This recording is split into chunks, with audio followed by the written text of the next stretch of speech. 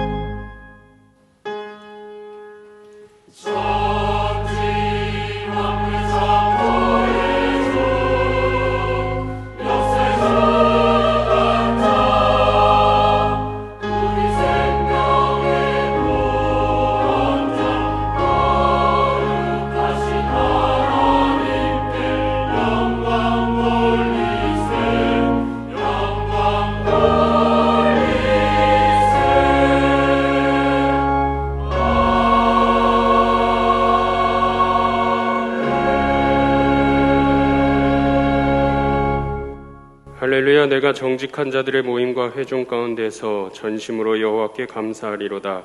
여호와께서 행하시는 일들이 크시오니 이를 즐거워하는 자들이 다 기리는도다. 아멘.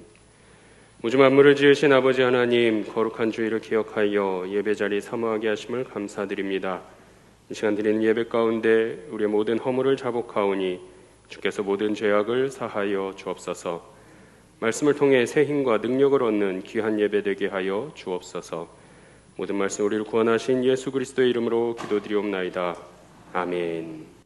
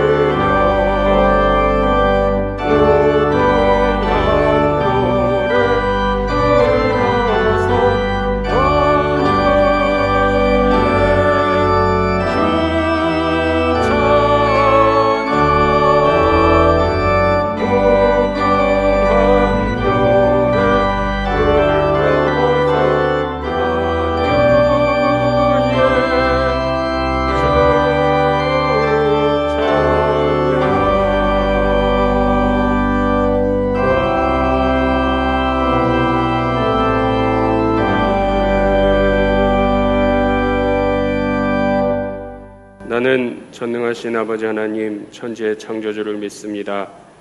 나는 그의 유일하신 아들 우리 주 예수 그리스도를 믿습니다. 그는 성령으로 잉태되어 동정녀 마리아에게서 나시고 본디오 빌라도에게 고난을 받아 십자가에 못 박혀 죽으시고 장사된 지 사흘 만에 죽은 자 가운데서 다시 살아나셨으며 하늘에 오르시어 전능하신 아버지 하나님 우편에 앉아 계시다가 거기로부터 살아있는 자와 죽은 자를 심판하러 오십니다. 나는 성령을 믿으며 거룩한 공교회와 성도의 교제와 죄를 용서받는 것과 몸의 부활과 영생을 믿습니다. 아멘.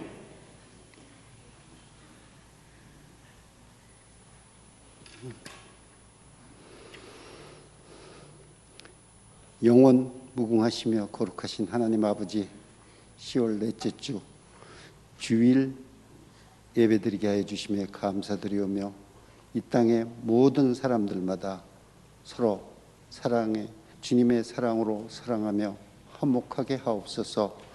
이 시간 주일 예배를 드리는 모든 성도들이 마음과 정성을 다하여 예배드려오니 주일 예배를 통하여 주님의 축복된 시간으로 인도하여 주시고 영광 받아 주시옵소서. 전도의 달 그리스도의 십자가의 복음을 겸손한 마음과 온유함으로 잘 전파하도록 기도드립니다. 하나님의 사랑으로 사랑하여 주사 우리를 모든 어려움과 갈등 속에서도 회복시켜 주심에 감사드립니다. 복음 전파 사명으로 영혼 구원과 복음 증가할 사명을 잘 감당하여 주실 것을 믿습니다. 사랑의 하나님 아버지, 지난 한 주간도 구원받은 자녀로서 헛된 것에 매여 살았음을 고백합니다. 주님 뜻대로 살지 못하고 거룩하지 못한 모든 죄를 이 시간 회개하오니 주님의 보혈로 정결케 씻어주시옵소서.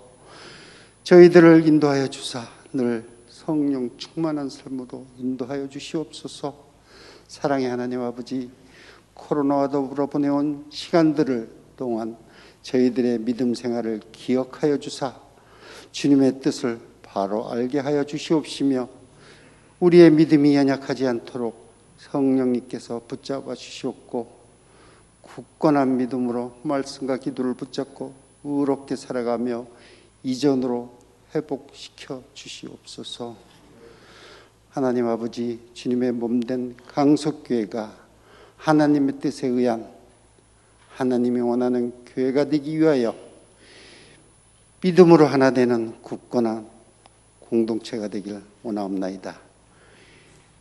예수님이 이 땅의 삶을 통하여 어렵고 힘든 이가 위로받고 힘을 얻게 하옵소서. 희망과 소망이 믿음으로 이루어지며 노년과 장년 모든 이가 함께 사랑하며 서로 위로자 되고 서로 배려하며 서로 나눔이 이루어지는 교회가 되어 승리하게 하옵소서. 해외에서 온맘 다해 힘쓰는 선교사님을 위로하여 주시고 또한 올 한 해를 준비하는 50주년 준비 계획이 잘 이루어져 희년을 넘어서 하나님 나라가 확장되는 교회 되게 하옵소서. 경외로우신 하나님 아버지, 세계의 각 나라들이 이권의 다툼으로 심화된 이 세계에서 다툼을 멈추게 하옵소서. 우리의 국방력도 강하게 이끌어 주옵시며 주님의 말씀을 통하여 주님의 의를 구하는 나라 되게 하옵소서. 하나님의 뜻을 바라보고 국민이 원하는 바를 바로 알아 보고 들어서 실천하는 위정자 되게 하옵시며 하나님 나라의 질서를 토대로 주님을 경외하며 두려워하는 위정자 되게 하옵소서. 주 여호와 하나님 아버지, 교회학교 모든 어린이들에게 교회를 통해서 주님의 사랑과 은혜가 충만함으로 은혜 내려 주시옵소서. 선생님에게도 어린이와 같은 순수한 마음을 갖고 오직 주님만을 의지하며 동행하는 삶을 인도하여 주시옵소서. 수능 시험을 준비하는 학생들을 위해 기도드립니다. 수험생을 위한 모든 교인들이 기도를 들어주시옵시며 그동안 준비하며 수고하신 수험생과 가족들 말씀과 기도로 붙잡아 주시길 원하며 불안함과 조급함에 벗어나 평안함과 차분함으로 준비하는 믿음을 원하옵나이다. 수험생이 원하는 비전이 이루어지는 기회되게 하옵소서. 사랑의 주님, 교회 안에 질병과 어려움으로 고통받는 한우들을 기억하사 주님의 말씀과 기도로 붙잡아 주시어서 속히 마음의 은총과 평안함을 주시고 어렵고 힘든 이에게 풍요로움을, 낙심한 자에게 믿음과 소망을, 서원 기도드리는 모든 이에겐 기도 제목 연락하시어 응답 내려 주시옵소서. 힘들고 어려울수록 더욱더 강해지는 은혜 내려 주시옵기를 간절히 기도드립니다.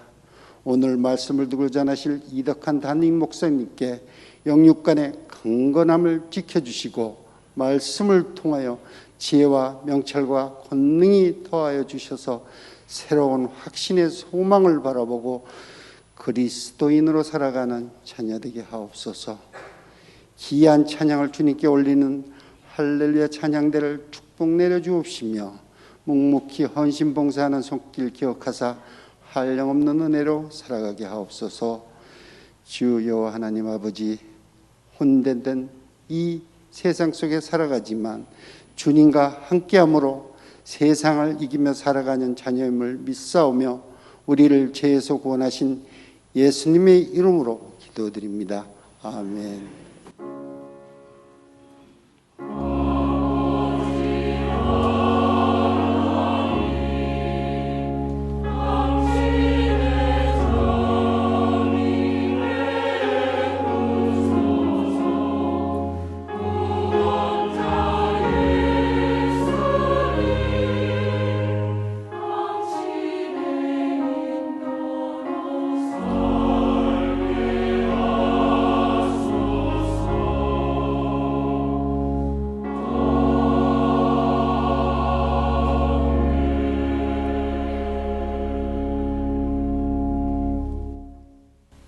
오늘 3부 예배에 처음 오신 새 가족분들 계셔서 소개해드리겠습니다. 우리 박기숙 권사님께서 인도하셨습니다. 우리 박희대 성도님 우리 3층에 계시고요. 또 자진해서 오셨습니다. 정영진 집사님, 윤희정 집사님 부부 우리 2층에 계신데요. 잠시 자리에서 일어나 주시면 감사하겠습니다. 우리 2층과 우리 3층에 계신데요. 우리 인사하실 때 박수로 환영하겠습니다. 네, 앉아주시면 되겠습니다. 예배 마친 후에 우리 새가족실에서 다시 한번 영접하도록 하겠습니다. 교회 소식을 말씀드리겠습니다. 다음 주일에는 세례 견신 예식 및 입회식이 있습니다. 세례 교육과 문답은 오늘 3부 예배 후에 새가족실에서 있습니다. 다음 주일은 기관의 날입니다. 알림입니다. 대입 수험생 명단이 로비에 준비되어 있습니다. 수험생들을 위해 함께 기도해 주시기 바랍니다. 수능일은 11월 17일 목요일입니다. 루디아 찬양대에 임명되신 분이 계십니다. 주보를 참조해 주시기 바랍니다.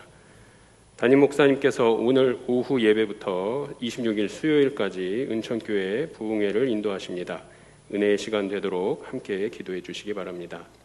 교우 소식입니다. 205구역 이상환 명예장로님, 김혜순 명예권사님께서 결혼 50주년에 감사하여 아름다운 꽃을 헌물하셨습니다.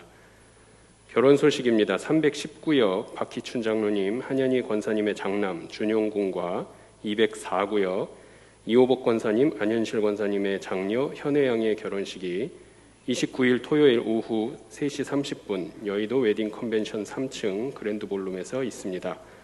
버스 출발은 오후 2시에 하도록 하겠습니다. 소천 소식입니다. 406구역 김경순 씨 권사님의 부친께서 지난 19일 수요일 소천하셨습니다. 조동근 안수 집사님의 장인 되십니다. 장례를 마쳤습니다. 유가족 위해 계속 기도해 주시기 바랍니다. 이제 502장 부르시면서 봉헌하겠습니다.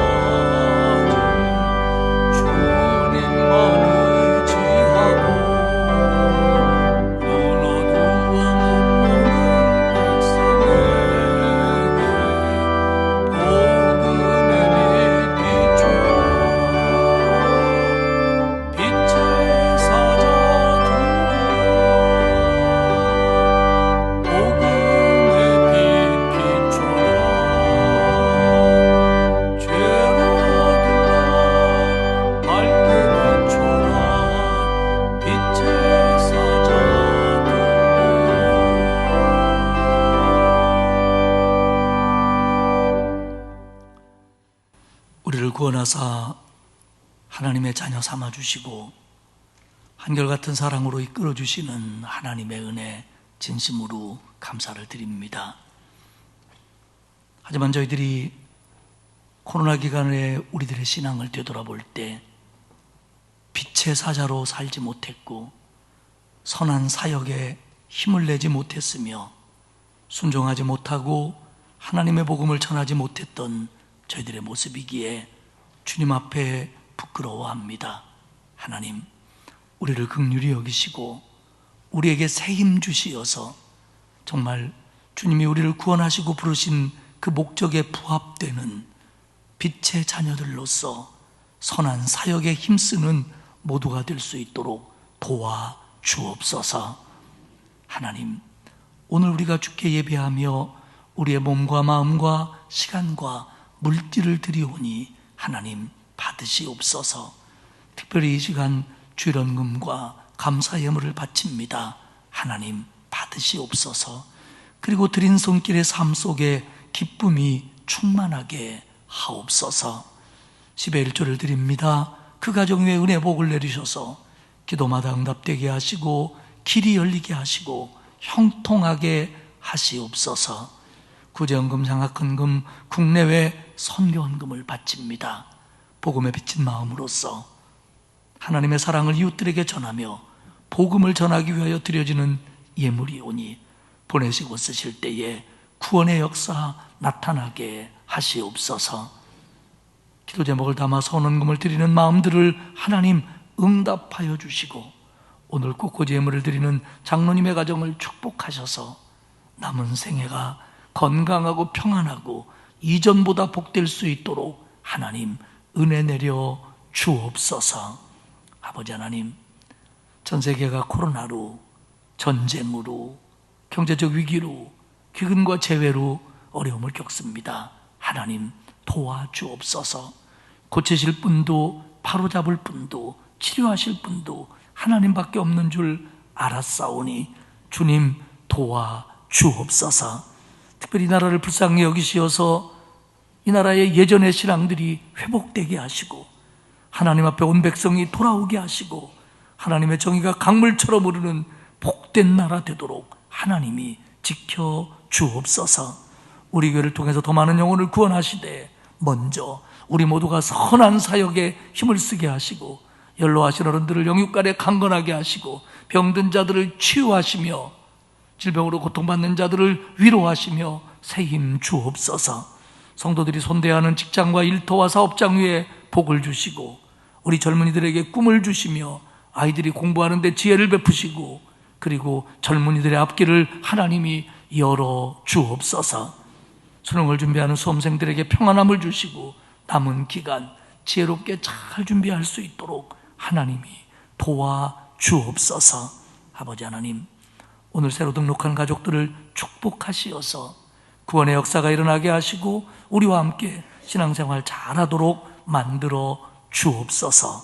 하나님, 이번 한 주간도 우리 성도들을 지켜주시어서 건강하고 안전하고 기쁨과 평강이 충만한 복된 한 주간이 되게 하옵시고 예배 순서를 통하여 크신 은혜 주옵소서. 감사드리며 예수님의 이름으로 기도하옵나이다. 아멘.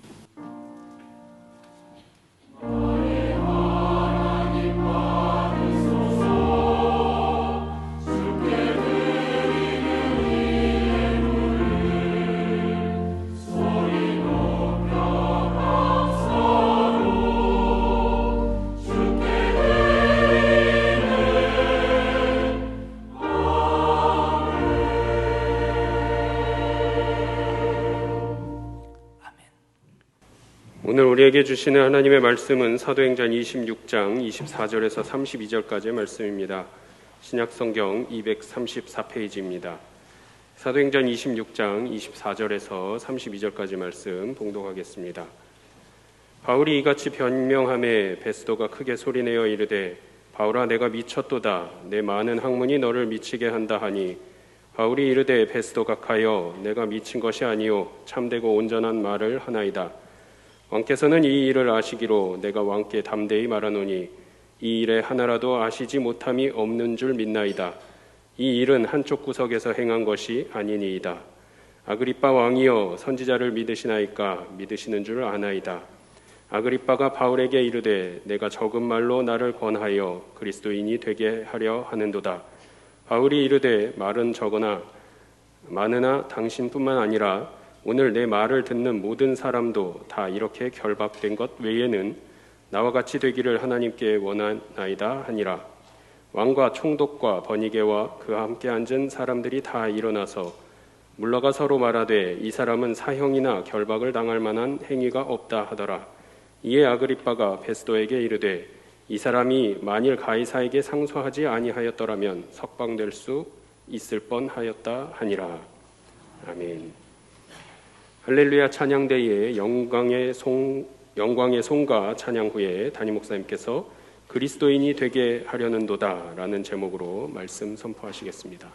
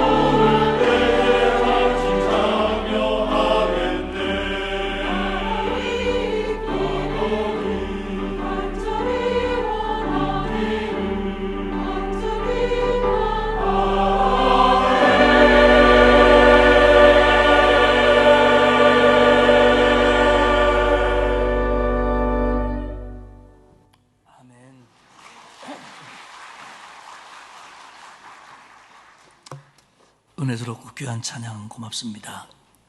제가 오늘 오후 예배부터 수요일 저녁까지 은천교회 가서 부흥회를 인도합니다. 은혜가 충만한 집회가 되도록 여러분들 꼭 기억하시고 기도해 주시기를 바랍니다. 이제 사도행전이 한 2주 정도 말씀을 나누면 마무리가 될 것 같습니다. 처음부터 생각을 해보면 예수님이 부활 승천하시고 제자들에게 성령이 임하고 예루살렘에서 초기 기독교 공동체가 모여서 교회가 되기 시작하고 여러 가지 기적들이 일어나며 많은 사람들이 예수를 믿게 되니까 이를 반대한 유대인들이 그리스도인들을 핍박합니다. 그래서 스데반이 죽었고 그리스도인들은 온 유대와 사마리아 지역으로 흩어졌고, 그러는 과정에서 사도 바울은 다메섹까지 가서 예수 믿는 자를 죽이려고 하다가 거기서 주님을 만나고 회심하여 복음 전도자가 되어 1차, 2차, 3차 전도여행까지 복음을 전합니다. 그리고 예루살렘에 들어왔다가 체포가 되어 가이사라로 옮겨져서 지금 2년 이상 구류 상태에서 재판 아닌 재판을 받고 있습니다. 이제 이 길었던 시간들이 마무리가 되고 이제 27장에 가면은 사도 바울은 로마로 배를 타고 옮겨지게 됩니다. 오늘 바울이 아그리빠 왕에게서 이야기하는 이 변증, 이 내용은 사실은 2년간의 가이사랴 구루 속에서의 신문 중에 클라이막스며 사도행전에 나와 있는 간증과 복음을 전하는 데 있어서 가장 중요한 부분을 차지하고 있는 그런 내용입니다. 사도행전 26장 1절은 이렇게 시작합니다. 아그리빠가 바울에게 이르되 너를 위하여 말하기를 내게 허락하노라 하니 이에 바울이 손을 들어 변명하되, 말씀드린 것처럼 예루살렘은 로마가 파송한 유대 총독 지배하에 있었습니다. 하지만 그 속에 있는 성전과 성전의 대제사장을 임명하고 성전에 일어나는 일들에 대한 권위자는 바로 이 헤롯 아그리빠 왕이었습니다. 하지만 이 헤롯 아그리빠 왕은 성전이나 유대인의 율법이나 종교에 대해서 신앙적인 면에서는 진정성이 없는 사람입니다. 다만 정치적인 관심만 있을 뿐입니다. 뉴저지에 살고 있는 어떤 사람의 얘기를 들은 적이 있습니다. 이 사람은 미국으로 이민을 가서 뉴욕 근교에 있는 뉴저지주에서 사업을 해서 장사를 해서 돈을 꽤나 많이 벌었습니다. 무슨 장사를 했나 하면은 한글로 된 성경책을 한인들에게 파는 장사였습니다. 뉴저지주에 한인들이 많이 살았고, 그리고 한국에서 성경책을 들여와 거의 미국 전역에 있는 곳으로 성경책을 보내는 이런 도매업을 하다 보니까 굉장히 돈을 많이 벌었다는 겁니다. 그런데 정작 이 사람은 교회에 다니지 않는 사람입니다. 그는 누구보다도 하나님의 말씀인 성경을 통해서 돈을 벌었고 성경을 통해서 생활을 하고 있지만 그는 예수를 믿지 않는 사람이었다고 합니다. 아그리빠 왕이 이것과 비슷합니다. 로마는 아그리빠가 유대교의 권위자라고 여겼습니다. 대제사장을 임명할 수 있었고요, 그리고 성전을 관리하는 권한을 아그리빠가 가지고 있었습니다. 하지만 정작 아그리빠 왕은 율법이나 유대교의 신앙에는 진정성이 없는 사람이었습니다. 이 아그리빠가 이제 가이사랴에 와서 베스도 총독과 함께 사도 바울을 만나는 겁니다. 바울이 그들 앞에서 변명을 합니다. 이 변명이라고 번역된 단어는 변론, 변호, 변증이라고 번역할 수 있는데, 특별히 변증은 기독교의 교리를 조리 있게 누군가에게 설명하는 것을 변증이라고 합니다. 사실 재판 같아 보이지만 이 재판은 공식 재판은 아닙니다. 사도 바울의 재판은 사도 바울이 나는 황제에게 상소했기 때문에 로마에 가서 재판을 받겠습니다 라고 얘기한 것으로 가이사랴에서의 사도 바울의 재판은 끝났습니다. 이곳에서 할 수 있는 건 아무것도 없습니다, 사실. 그렇지만 이 비공식적인 재판이었지만 사도 바울은 이번 기회에 자기를 고발하는 반대자들은 공식 재판이 아니기 때문에 없습니다. 거기는 아그리빠 왕, 베스도 총독, 베니게, 고이들 이런 사람들만 있기 때문에 이 기회에 복음을 전할 수 있는 절호의 기회라고 바울은 생각을 하는 겁니다.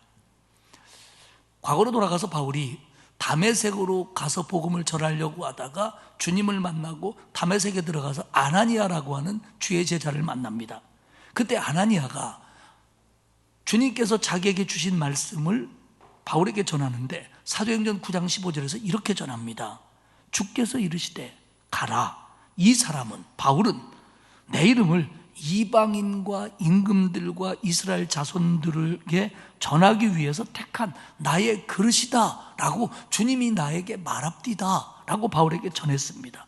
그러니까 바울의 사명이 뭐냐면 유대인과 이방인과 왕들에게 복음을 전하는 게 바울의 사명이라고 그때 바울은 말씀을 받았습니다. 바로 그 일들이 지금 바울에게 이루어지고 있는 겁니다. 유대인들에게도 복음을 전했고 이방인에게 전했고 지금은 왕, 총독에게 복음을 전하고 있는 겁니다. 사랑하는 여러분, 하나님께서 저와 여러분에게 주신 말씀들, 저와 여러분이 이 말씀은 내게 주신 말씀이라고 받고 믿고 붙들었던 말씀들이 지금 이루어지지 않는 것 같다고, 이루어지지 않았다고 해서 불평하거나 약해지지 않기를 바랍니다.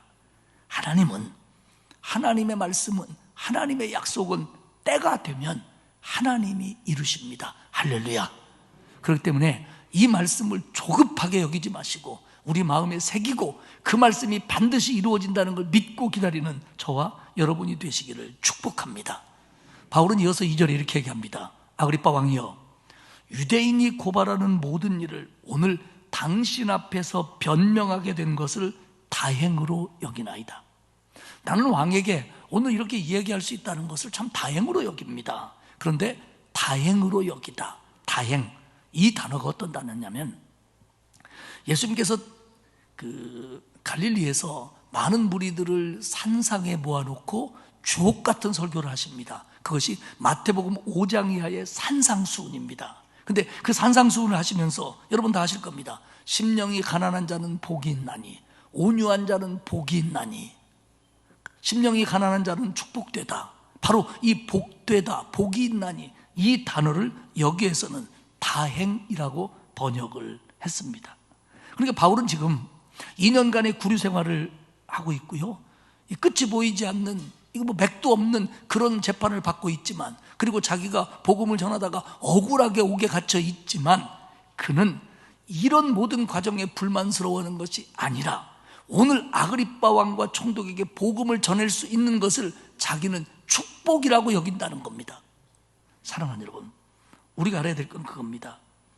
바울이 아그리빠 왕에게 기독교를 번증하고 복음을 전하는 것을 자기의 지금 처지와 상관없이 축복으로 여겼던 것처럼 우리가 누군가에게 복음을 전할 수 있다는 건 하나님이 내게 준 축복이라고 믿어야 됩니다. 그리고 그 복음을 들을 수 있는 그 사람도 복된 겁니다. 그렇기 때문에 이 일이 얼마나 복된 일인가를 깨달아서 우리는 이 선한 일에 최선을 다해야 맞는 겁니다. 그리고는 이제 진술을 시작합니다. 첫 번째는 바울의 과거 얘기입니다. 바울의 과거 얘기의 핵심은 뭐냐면 나는 바리새인이었고 그리스도인을 핍박하는 사람이었다라는 겁니다. 4절에 보면 내가 처음부터 내 민족과 더불어 예루살렘에서 젊었을 때 생활한 상황을 유대인이 다 아는 바라. 내가 어디서 태어났고 다소라고 하는 곳에서 유대인 공동체 생활을 어떻게 했고, 특별히 예루살렘에 와서 어떻게 공부했고 어떤 과정을 했고 율법을 어떻게 배웠고 어떻게 살았는지 그들이 다 알고 있습니다. 내가 말하는 거 거짓 아닙니다. 지금 나를 고발했던 사람들도 나하고 한때 율법을 같이 배우거나 스승과 제자의 관계를 가졌던 나에 대해서 너무 잘 알고 있는 사람들입니다. 그리고 5절에 이어서 말합니다. 내가 우리 종교의 가장 엄한 팔을 따라 바리새인의 생활을 하였습니다. 나는 과거에 우리 유대인들 가운데 가장 엄하고 가장 보수적이고 가장 율법을 잘 지킨다는 바리새인의 일원이었습니다. 그거 저 사람들이 다 알고 있습니다. 나는 바리새인으로서 공부도 열심히 했고 랍비가 되었고 엄격한 율법 생활을 했습니다. 그러다 보니까 나는 과거에 예수 따르는 사람들을 핍박하는 걸 당연하다고 여겼던 사람입니다. 그래서 9절에 보면 나도 나사렛 예수의 이름을 대적하여 많은 일을 행하여야 될 줄 스스로 생각하고, 나는 나사렛 예수를 따르는 사람들에 대해서 신념이 있었습니다. 저것들 어떻게 박해하고 어떻게 못하게 하는 것이 맞다 라는 신념을 나는 가지고 있었습니다. 그래서 다른 사람들보다도 나는 이 일에 열성적이었고 적극적이었습니다. 내가 얼마나 율법적인 사람이었는지 그들을 알기를 막아야 된다라고 사명을 가지고 막았던 사람입니다. 그래서 10절에 보면 많은 사람을 옥에다 가뒀습니다. 대제사장의 권한을 받아 여기저기 다니면서 그리스도인을 잡아 옥에다 가두기도 했습니다. 그런가 하면 10절에 보면 내가 그들을 죽일 때에 내가 찬성 투표를 하기도 했습니다. 우리가 알고 있는 그리스도인을 죽이는데 직간접으로 바울이 관여했던 일은 스데반에 관한 일뿐입니다. 스데반이 돌에 맞아 죽을 때 사도 바울은 돌을 던지진 않았지만 그 일에 찬성했고 그 일에 가담한 자들의 옷을 받아주는 적극적인 역할을 했습니다. 그런데 우리가 계속 들어온 것처럼 유대인의 공의회 산헤드린이라고 하는 것은 사실 누군가를 죽이고 살리는 재판을 할 권한이 없습니다. 다만 예외적으로 있는 건 뭐냐면 신성 모독에 관한 거에 대한 찬반, 그 사람을 죽여도 되느냐 안 죽여도 되느냐의 찬반을 결정할 수 있습니다. 예수님 때처럼. 물론 예외적으로 성전에서 신성 모독하는 걸 현행범으로 잡혔을 때는 그때 돌을 던져서 해치운 거에 대해서는 책임을 묻지 않았습니다. 그러니까 사도 바울이 누군가 그리스도인을 죽이는데 투표했다고 하는 얘기는 사도 바울이 산헤드린의 일원, 그러니까 유대 공의회의 일원이었을 거다라고 보는 성서학자들도 있지만, 그러기에는 그때 사도 바울의 나이가 30대로서 산헤드린이 되기에는 너무 어린 나이였다는 겁니다. 그렇다면 이게 무슨 얘기냐면 사도 바울은 바리새파의 서기관으로서 사형 판결을 내리는 이 산헤드린의 일에 직간접으로 관여했다, 이렇게 보는 게 맞을 것 같습니다. 어쨌든 사도 바울은 남들보다 그리스도를 따르는 자들을 핍박하는데 열심과 신념을 가지고 잡아다 가두고 죽는데도 동참했다는 겁니다. 죽이는데도. 그리고는 11절에 보면 회당을 돌아다니면서 회당에서 그리스도인들을 박해하는 일에 관여했다라고 말하는데, 뭐라고 하냐면 또 모든 회당에서 여러 번 형벌하여, 자기가 회당에 가서 회당에 그리스도를 믿는 자들을 형벌했다는 겁니다. 근데 이 형벌은 물리적인 형벌을 얘기합니다. 채찍질, 매질, 40에 한 대를 감한 매, 이런 일을 자기가 몸소 나서서 했다는 거예요. 얼마나 그리스도인들을 핍박했는지. 그리고는 그리스도인들로 하여금 모독하는 말을 하게 했다는 겁니다. 신성을 모독하는 말을 하도록 했다는 겁니다. 무슨 얘기냐면, 너 예수 믿어? 예수를 그리스도라고 믿어? 예수를 구주라고 믿어? 시인해봐. 그러면 그 사람이 나는 예수를 구주라고 믿습니다. 그럼 예수가 하나님의 아들이라고 믿어? 예, 나는 예수를 하나님의 아들이라고 믿습니다. 그러면 유대교의 법으로는 그건 신성모독입니다. 그래? 너 신성모독에서 이리 와! 그러면서 잡아가고 처단하고 형벌을 내리고 그랬다는 겁니다. 그게 자기의 과거라고 아그리빠 왕에게 얘기합니다. 두 번째 얘기는 회심입니다. 그러다가 자신이 12절에 보면 대제사장들의 권한과 위임을 받아가지고 다메섹으로 가는데 26장 13절, 왕이여, 아그리빠 왕이여, 정오가 되어 길에서 보니 하늘로부터 해보다 더 밝은 빛이 나와 내 동행들을 둘러 비치는 도다. 바울에게 있어서는 다메섹으로 가는 길에서 있었던 이 경험이, 하늘에서 빛과 음성이 보이고 들렸던 이 경험이 잊을래야 잊을 수 없는 일생에서 가장 중요한 순간이었고 오늘의 사도 바울을 잊게 만든 사건이었습니다. 그렇기 때문에 바울은 그날을 잊을 수가 없는 겁니다. 그때가 정오쯤 되었습니다. 하늘로부터 임한 빛과 음성이 있었습니다.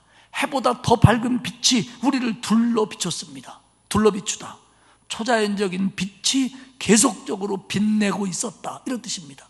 그날 정오쯤에 그런 빛이 있었고, 그래서 우리가 딱 땅에 엎드렸는데 그때 나는 나를 부르는 소리를 들었습니다. 사울아, 사울아, 네가 왜 어찌하여 나를 박해하느냐. 15절에 얘기합니다.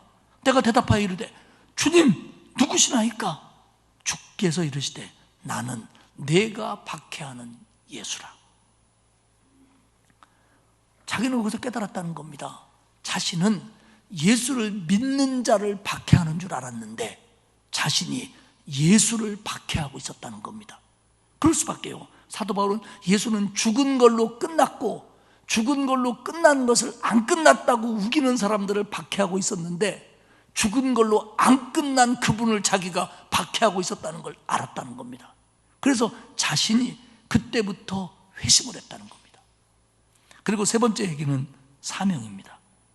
회심한 후에 그분이 자기에게 준 사명에 관한 얘기입니다. 16절 17절을 쭉 보면 주님이 말씀하시기를 내가 너에게 나타난 것은 너를 나의 종과 증인을 삼기 위해서 내가 너한테 왔다. 너를 구원해가지고 이방인과 이스라엘 사람들에게 너를 보내겠다.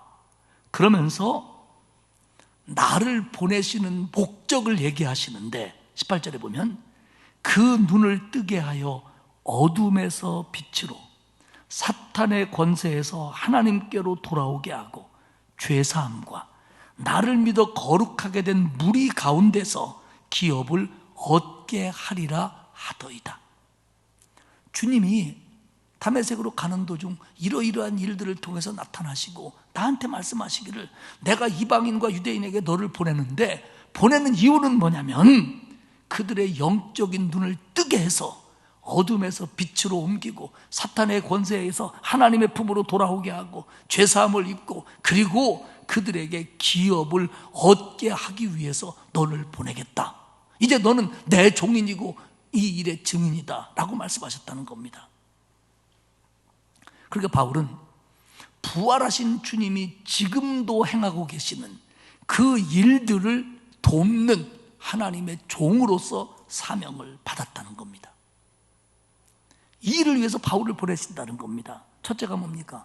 영의 눈을 뜨게 하기 위해서라는 겁니다. 지금 이 유대인들과 이방인들은 영의 눈이 어두워서 예수 그리스도를 보지 못합니다.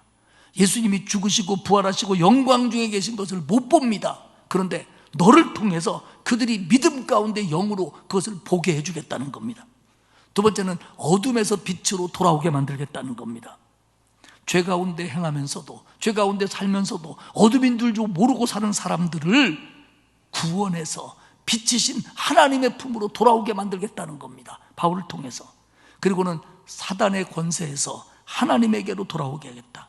지금 사단의 지배하에 있어서 자기는 가졌다 잘났다 똑똑하다 하지만 잠자유와 참자유와 진정한 기쁨을 누리지 못하는 사람들을 행복한 하나님의 품으로 돌아오게 만들겠다. 그리고 죄사함을 받게 하겠다. 죄와 허물과 모든 것들을 용서하고 의롭다 그들을 만들어주겠다. 그리고 마지막으로 기업을 얻게 하겠다. 여기서 기업은 몫이라는 뜻입니다. 목. 그러니까 구원받은 자에게는 하나님이 주시는 몫이 있다는 겁니다. 그게 뭐냐면 하나님의 자녀가 되는 권세고요, 하나님과 교제할 수 있는 특권의 자리고요, 더 나아가 하나님을 믿은 공동체들이 하나님 안에서 갖는 그 목, 구원, 천국, 그걸 주겠다는 겁니다. 그러니까 이런 일들을 하게 하려고 내가 너에게 왔고 너를 구원했고 너를 보내겠다는 겁니다. 그래서 바울은 나는 왕이요, 그때 주님에게서 그런 사명을 받았고 그것을 지금 하고 있는 겁니다. 신학학자 리차드 롱 캐네건은 이런 얘기를 합니다. 바울의 사명은 예수 그리스도를 통한 구원을 전하는 선지자의 사명이었다. 모르는 사람이 없죠. 바울의 사명은 예수 그리스도의 구원을 전하는 선지자의 사명이었다. 그러면서 뭐라고 얘기하면, 그리고 오늘 모든 그리스도인들은 하나님의 종으로 동일한 사명으로 부름을 받는다.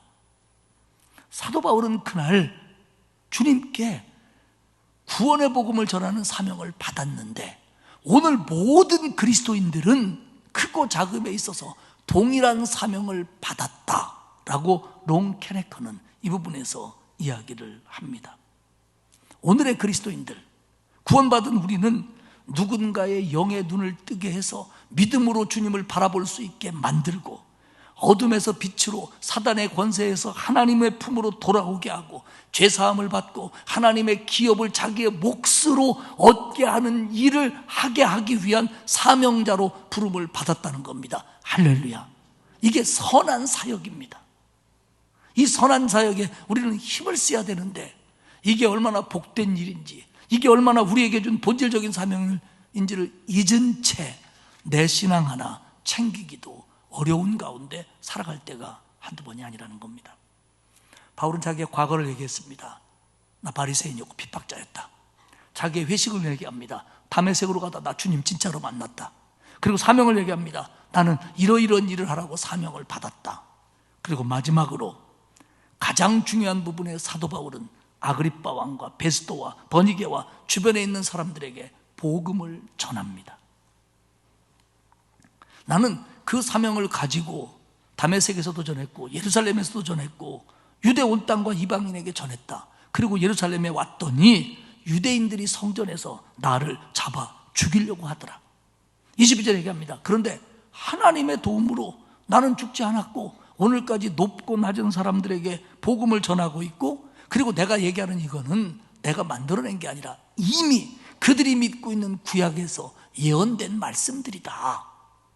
그러면서 23절에 얘기합니다. 곧 그리스도가 고난을 받으실 것과 죽은 자 가운데서 먼저 다시 살아나사 이스라엘과 이방인들에게 빛을 전하시리라 합니다. 이미 예언된 얘기다. 그게 뭐냐면 메시아이신 예수 그리스도가 고난을 받아 죽을 것이고, 죽었지만 잠자는 자들의, 죽은 자들의 첫 열매로 부활하실 것이다. 예수님이 죽은 자들의 첫 열매라는 게 뭡니까? 오늘 본문에서 뭐라고 하냐면 먼저 다시 살아나사. 다시 말하면 예수님은 먼저 살아나시는 거고 이어서 다른 사람들이 부활할 거라는 겁니다. 주님이 첫 열매로 열렸고 그 다음에 우리들이 두 번째, 세 번째, 열 번째, 백 번째, 천 번째 열매로 우리가 부활할 거라는 겁니다. 이 얘기. 그리고 부활하신 예수 그리스도가 빛이 되어서 이 사실들을 우리에게 알게 해주실 거다. 나 이거 전하는 사람이다. 나 이거 전하는 사람이다. 바울은 지금 주님이 나에게 이런 사명을 주어서 내가 전하고 있다라고 말하지만 사실은 이 말을 듣고 있는 아그리빠 왕이나 총독이나 베니게나 사람들에게 사실은 전도하고 있는 겁니다. 전도하고 있는 겁니다. 그랬더니 듣는 사람이 그 감을 못 잡을 리가 없어요. 그 24절에 보면 베스도 총독이 말합니다. 바울이 이같이 변명하며 베스도가 크게 소리내어 이르되 바울아 네가 미쳤도다. 내 많은 학문이 너를 미치게 한다 하니, 로마에서 교육을 받은 그런 그 우상 문화에 쩌들어 있는 이 총독 베스도는 예수라고 하는 사람이 죽었는데 부활했고 그를 믿으면 구원받는다? 이걸 받아들일 수가 없는 겁니다. 그리고 베스도 입장에서는 자기 전임 총독 중에 한 사람이었던 본디오 빌라도가 십자가에 매달아 죽인 그리스도가, 예수가 부활했다? 그리고 그를 믿어야 된다? 이렇게 얘기하는 바울의 증언, 바울의 믿음을 논리적으로 받아들일 수가 없는 겁니다. 이해할 수가 없는 거예요. 자기 총독이 죽인 사람이. 그러니까 베스도 입장에서는 바울이 미치지 않고서야 어떻게 저런 얘기를 할 수 있으며 어떻게 미치지 않고서야 저 일에 목숨을 걸 수 있을까? 베스도는 그렇게 생각하는 겁니다. 너 미쳤다. 너 너무 많이 배운 거 아니냐? 그랬더니 바울이 얘기합니다. 나는 미치지도 않았고 나는 참되고 온전한 말을 할 뿐입니다. 참된 말, 진리를 전하는 말이라는 뜻입니다. 온전한 말, 합리적이라는 말입니다. 그러니까 내가 이게 터무니없는 얘기를 하는 거다. 이건 진리의 얘기고 합리적인 얘기다. 그렇게 베스도하고 얘기하더니 이제는 눈을 아그리빠에게 돌리더니 이렇게 얘기합니다. 26절에 왕께서 이 일을 아시기로 내가 왕께 담대히 말하노니 이 일에 하나라도 아시지 못함이 없는 줄 아나이다. 이 일은 한쪽 구석에서 행한 일이 아니니이다. 왕이여, 내가 이제 왕에게 얘기하겠습니다. 담대히 말합니다. 나 솔직하고 두려움 없이 얘기하겠습니다. 왕도 알고 있지 않습니까? 왕도 이거 알고 있지 않습니까? 예수님이 어떻게 사셨고 어떻게 죽었고 부활했다는 거 왕도 알고 있지 않습니까? 이게 팔레스타인의 어느 한쪽 구석에서 아무도 모르는 사이에 일어난 일이 아니고 많은 사람들이 보는 눈앞에서 일어난 일이라는 걸 왕도 알지 않습니까? 이렇게 다그치는 겁니다. 바울은 고린도 교회에 편지를 보내면서요, 부활에 대해서 쭉 얘기하다 이 부활의 역사성, 부활의 사실성을 설명하기 위해서 그는 15장 4절 이하에서 이렇게 얘기합니다. 장사 지낸 바 되셨다가 성경대로 사흘 만에 다시 살아나사. 5절입니다. 게바에게 보이시고 후에 12 제자에게와 그 후에 500여 형제에게 일시에 보이셨으니 그 중에 지금까지 대다수는 살아있고 어떤 사람은 잠들었으며. 바울이 하는 얘기가 뭐냐면 이 부활이 누군가가 만들어냈고 허망된 상태에서 본 게 아니다. 누가 지어낸 얘기가 아니다. 제자들만 본 것도 아니다. 어떤 때는 제자에게 보이시고 어떤 때는 500여 명에게도 동시에 보였는데 그들이 대부분 지금 살아있다. 예수님의 부활이 어느 한쪽 구석에서 누군가가 만들어낸 얘기, 한두 명만 본 얘기가 아니라는 걸 왕도 알고 있지 않습니까? 그래서 아그리빠 왕이 28절에 이렇게 대답합니다. 바울에게 이르되 네가 적은 말로 나를 권하여 그리스도인이 되게 하려 하는도다. 바울아, 네가 적은 말을 해서 나를 그리스도인이 되게 하려고 하는구나. 여기서 적은 말이라는 것은 짧은 시간이라는 말로도 번역할 수 있습니다. 바울아, 이렇게 짧은 시간 안에 네가 나를 그리스도인이 되게 할 수 있다라고 생각하는 거냐? 이런 뜻도 되고요. 바울아, 이렇게 짧은 시간에 그 정도 얘기해가지고 나를 그리스도인이 되도록 설득할 수 있다라고 생각하는 거냐? 이런 뜻도 됩니다. 아그리빠의 이때의 이 말, 그리고 그때의 그 마음을 누가 그걸 다 알겠어요? 근데 신학자들은 이렇게 해석을 합니다. 이 말 비꼬는 거다. 바울아, 네가 암만 그래도 네 말 안 믿어. 이렇게 비꼬는 거다. 이렇게 해석하는 사람도 있고요. 일부 성서학자는 아니다, 지금 아그리빠가 진지하게 고민하고 있는 중이다. 이렇게 해석하고 있는 중이기도 합니다. 에카르트 슈나벨이라고 하는 신학자는 이렇게 얘기했어요. 지금 아그리빠는 비꼬는 것과 진지함 사이에 서 있다. 그런데요, 폴 힐이 이렇게 얘기합니다. 나는 아그리빠에게서 사도행전의 유대인의 비극을 본다. 그들은 하나님의 백성이었고 그리스도는 그들의 메시아였는데 그리스도의 부활은 그들의 소망을 성취해 줬는데 그럼에도 불구하고 그들은 대부분 그리스도를 믿지 않았고 복음에 설득당하지 않았다.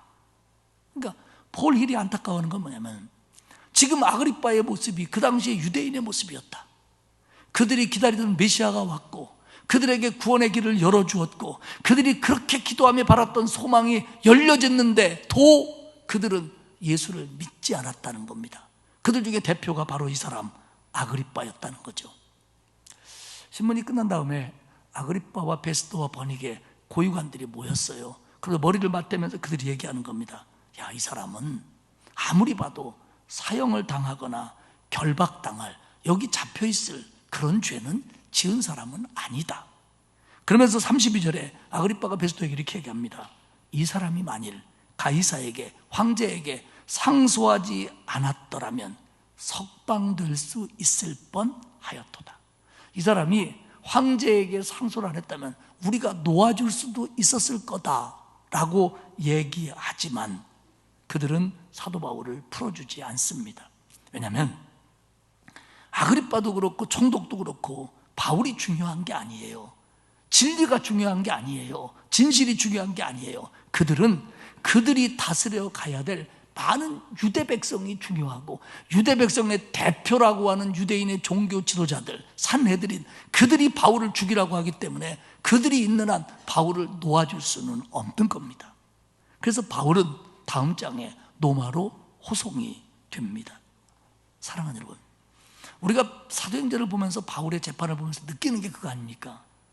바울이 정말 중요하게 여기는 것은 자기의 억울함을 호소하고 누명을 벗고 여기서 풀려나가는 것보다 더 중요한 게 뭐냐면 듣고 있는 사람들이 예수 그리스도를 믿고 복음을 아는 거예요.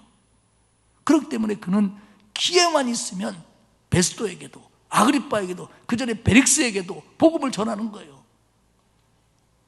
당신들도 나처럼 되기를 바랍니다. 나처럼 예수 믿고 구원받는 사람이 되기를 바랍니다. 그런데 폴 힐의 지적처럼 아그리빠는 돌아오지 않습니다. 바울이 로마로 가니까 여기서 그 서류 같은 걸 해보냈지 않았겠습니까? 그래서 보니까 바울을 감옥에 구류시킬 이유가 없어요. 그래서 바울이 로마에서는요, 가택 연금을 당합니다. 그래서 한 집을 새로 들어서 거기에 바울이 들어가고, 그리고 한 사람의 군인이 보초를 쓰는 겁니다. 그리고 사람들이 마음대로 왕래하게 해줘요. 그래가지고 로마에서 관리들이 그런 사람이 왔다는 걸 듣고 그 집에 많이 오고 가면서 바울에게 전도를 받습니다. 이게 사도행전 마지막 부분인데요. 그런데 그때 어떤 사람은 믿고 어떤 사람은 믿지 않았다. 즉 로마에서도 바울의 복음의 열정이 그들을 그리스도인으로 만들었다는 겁니다. 그리고 수많은 바울에게 복음을 들었던 사람들, 그리고 그들에게 복음을 들은 사람들, 그들에게 복음을 들은 사람들이 이 일을 복되게 여겨서 복음을 전함으로 말미암아 결국 로마가 나중에는 기독교를 국교로 받아들입니다. 사랑하는 여러분, 우리는 사도행전을 보면서 어떤 일이 일어났다, 그때 총독이 누구였다, 어디를 거쳐서 갔다, 이게 중요한 게 아니라 이 하나님의 사람들이 베드로, 12제자, 그리고 집사들, 그리고 바울, 그리고 바울과 함께했던 수행원들, 그들이 이 복음을 얼마나 사랑했고 이걸 전하는데 얼마나 목숨을 걸었는지를 우리는 알아야 됩니다. 오늘 바울이 얘기한 것처럼 내가 이렇게 말할 수 있는 것이 당신에게도 내게도 축복입니다. 우리는 지금 축복 가운데 이 일을 하고 있는 겁니다. 나는 이 일이 내 사명입니다. 당신 예수 믿고 영의 눈이 밝아져서 어둠에서 빛으로, 사탄에게서 하나님에게로, 그리고 죄 씻음 받고, 그리고 하늘의 기업을 얻는 그 자리로 와야 되지 않겠습니까? 나는 이렇게 얘기할 수 있는 게 축복이고요, 당신은 들을 수 있다는 게 축복입니다. 이게 바울의 얘기입니다. 여러분, 사랑하는 여러분, 우리는 하나님이 나를 구원하시고 내게 이 사명을 주신 거에 대해서 너무 소홀히 여기고 간과할 때가 너무 많습니다. 그냥 나 혼자 예수 믿고 기쁘게 즐겁게 예수 믿으면 되지. 아니요. 하나님 앞에 서는 날 하나님 우리에게 물을 겁니다. 너는 내가 준 사명에 대해서 얼마나 적극적이었냐, 얼마나 열심히 했냐, 얼마나 열매가 있었냐, 하나님이 반드시 우리에게 물을 겁니다. 사랑하는 여러분, 우리는 코로나로 많이 위축되어 있었습니다. 하지만 이제 다시 이 복음을 내게 듣고 든 것이 얼마나 축복이고 내가 이 복음을 말할 수 있는 것이 얼마나 축복이며, 그래서 누군가가 들어 주님에게로 돌아온다면 그것처럼 축복이 어디 있겠습니까? 그렇기 때문에 이 일에 사명을 느끼시고 이 일에 최선을 다하시고 이 선한 사역에 힘을 모으시는 저와 여러분들이 되시기를 주님의 이름으로 축복합니다. 하나님 고맙습니다. 아그리빠 왕 앞에서도 바울은 담대하고 솔직하게 복음을 전하고 있음을 다시 보게 하시니 감사합니다. 그 일을 복된 일이라고 여기며 최선을 다했던 바울의 뜨거운 심장을 우리도 품게 하옵소서. 바울처럼은 하지 못하지만 주님이 내게 찾아와 주신 것이 얼마나 큰 축복이며 내가 이 복음을 전할 수 있는 것이 얼마나 복된 일이며 누군가가 그 복음을 듣고 돌았을 때 어떤 역사가 일어나는지를 알고 이 일에 최선을 다하는 우리 모두가 되도록 하나님 은혜를 베풀어 주옵소서. 특별히 내 가족, 내가 사랑하는 사람들에게 담대하게 복음을 전할 수 있도록 하나님 내게 힘을 주옵소서. 감사드리며 예수님의 이름으로 기도합니다. 아멘. 597장 찬송하겠습니다.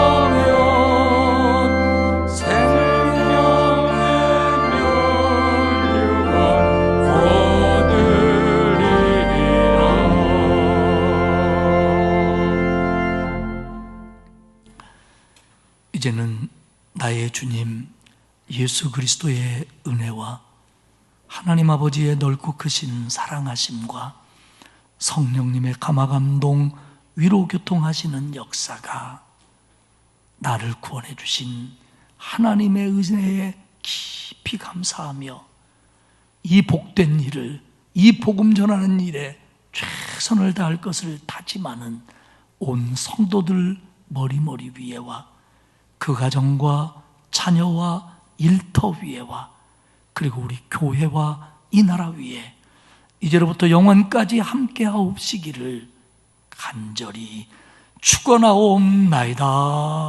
아멘.